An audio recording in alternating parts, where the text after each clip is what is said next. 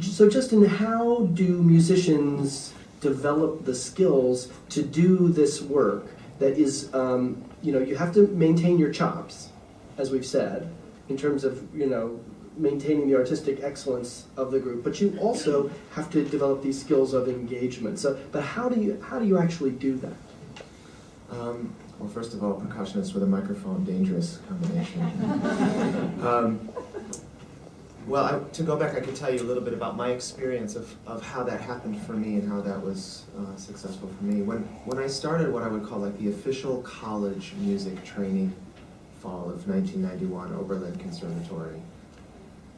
That, if I, oh hey, somebody must have gone to our website, because that's the first thing you hear. When I started getting into this, the definition of a musician was shifting under our feet as we were practicing those first few scales for our teachers.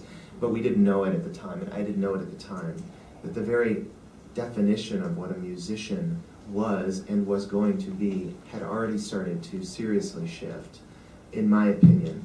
I thought going into school I was going to learn my repertoire. That was interesting, Tom, you said that. Repertoire driven. I was learning my orchestral percussion repertoire, and that was my key to the future. If I could learn my repertoire and play it well, I could score highly on my placements for being principal of the orchestra, which would get me into a good summer festival, which would land me a job in a top 10 orchestra. End of story. Life done, close the book, happy ending. Okay? That did not happen. What happened for me was that I did the 4 years at Oberlin, and I should say those 4 years, that's where I built those fundamental skills for expertise in my instrument, because without that, we don't have anything else to talk about in this whole thing. It really has to come from that. Excellence in your instrument or your voice or whatever you do is the only acceptable option now professionally. Absolute excellence. There's no other option. So that's the baseline that we're working from. Now guess what? The conservatories are churning out thousands of players every May and June that can do that. I can guarantee you can go to any conservatory and hear some of the finest players in the world being churned out by the conservatories. I'm sorry to say churn out, that was a little bit mean. Being graduated by the conservatories. So, for me, I came out and I was good, but I wasn't great. When I got to the Manhattan School of Music the very first day I got there, I saw the outreach office, and I thought, I always had this idea that maybe I could do some stuff for kids or something, whatever. So I got into this outreach office, and they're like, they were like grabbing me and saying, we've got this kids concert, and we have this other thing we're going to do, and we have this thing, you're going to go to the schools, and we're going to train you. And without me even knowing that, meanwhile, like I said, 4 years earlier, the whole thing started to shift, where the definition of a musician started to move away from that person who is an expert at playing their chosen repertoire to a person who is a communicator through their instrument. That's how it was changing. And I was just happy to be at the right place at the right time. I'm walking into that outreach office, and them saying, and I told them, I said, I did the audition for Tails and Scales and I didn't get it. I'm really bummed. I think that's probably the end of my work as an educator. They're like, no, we need you. We're gonna go to the storefront school in Harlem, and we're gonna go to the school in the Bronx. We do all this stuff, and it was like a whole world happening that they had been building up through a process of training musicians to be educators, and I don't mean music teachers, I want to make a distinction there, but people that were in a new category called the teaching artist, which is something that word was never said in my 4 years as an undergraduate. I guarantee you, no one ever said teaching artist, and I didn't know what it was. So once I got to Manhattan School of Music, they said, you should check out the New York Philharmonic, because this guy Tom Cavanis is running this program, and these cool musicians are going over there and doing stuff in schools. So after I did work with the Manhattan School of Music, I got into the New York Phil, and Tom was the first person that ever said, all right, teaching artists. I'm going, since when am I teaching? What is a teaching artist? And that started the road in opening for me of a whole new world of defining myself as a communicator through my instrument, and no longer as a musician that is an expert at playing my chosen repertoire. Don't get me wrong, you need that expertise as the foundation of this work. Without that, it's something else. So what were the opportunities then for a person like me to go on from there to have experiences?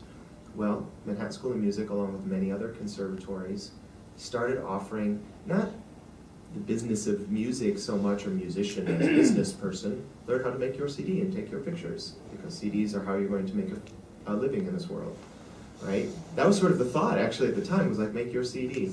Instead, it started to change, and the feeling was you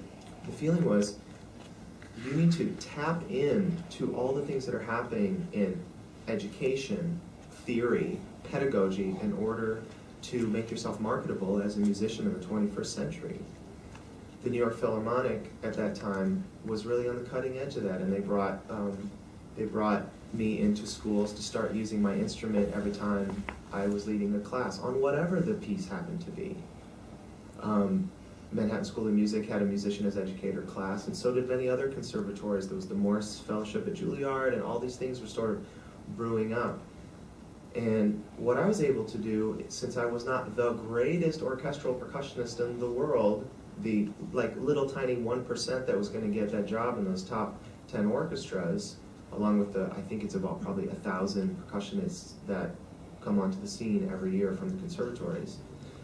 For me, I was able to use something that I had never considered as part of my actual musicianship, and I'm going to steal this line from Eric Booth.